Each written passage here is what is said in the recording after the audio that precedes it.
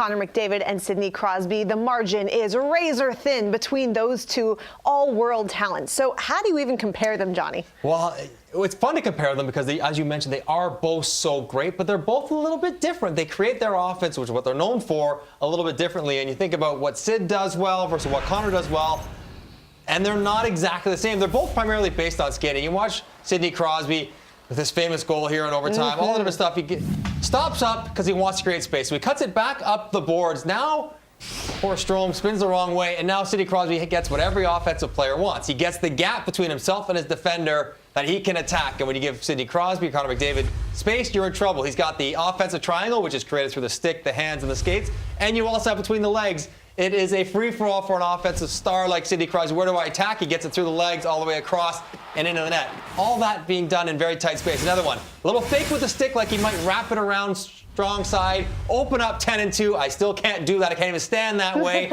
And then a power crossover from that stance to create space back up the wall. That all happens in a fraction of a second against Matt Duchene. Now he has the puck, getting on his edges, which he does exceptionally well below the goal line, even though he's not the biggest. He's got the low center of gravity. Gets the glove down low, seals off Duchene's stick. Now Duchene's up over his back, and he loses all leverage. And why wouldn't you pay attention to Sidney Crosby? He's great, but unfortunately, when 5 guys are staring at him, guess who's wide open? Jake Guentzel, thank you very much. That's what Sidney Crosby can do. Beat guys one-on-one and draw the attention. And on the power play, this is one area where Sidney Crosby is, in fact, better than Connor McDavid. Most guys would look to shoot this because he's got the goalie down. He's immediately looking right through the traffic. Not even the guy who's right in front for the open net. Simon, he's going all the way back door to Phil Kessel. On the power play, he is as good as there is in the NHL. And the part where he's really evolved his game the last few years is he's gotten better in his own end. He bears down a little bit more. He makes good plays, more defensively reliable. That's all things he's great at. Connor McDavid, he's faster. He's faster than anyone who's ever played this game. He gets this puck.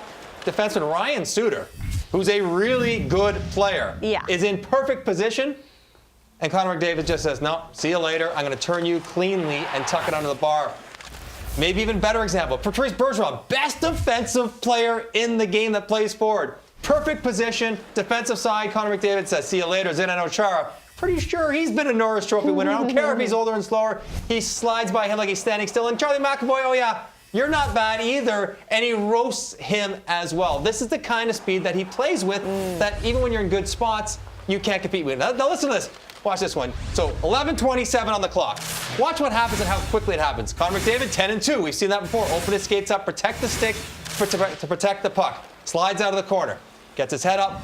Threatens to drive Zach Parise to the middle. Now that terrifies a winger. I understand. I've been that guy. You don't want to be there, so what do? You back up.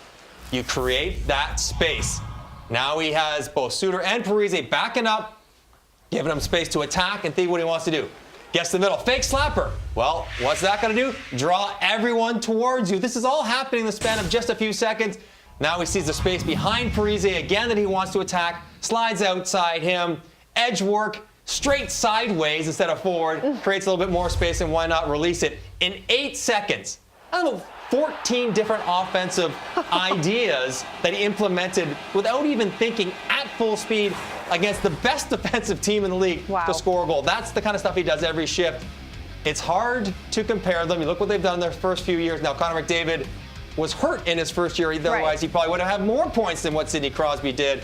But their trophy cabinets are piling up, except for the one at the bottom. And Sidney Crosby got that Stanley Cup early on in his career. Connor McDavid is not there yet. But as far as individual talent, it's hard to argue against Connor McDavid. The stuff he can do, the speed he can do it at, and quite frankly, the sports cast that he has around him is not what Sidney Crosby has. He's the best offensive player in the league. He's the best centerman in the NHL right now. Connor McDavid deserves to be number 1.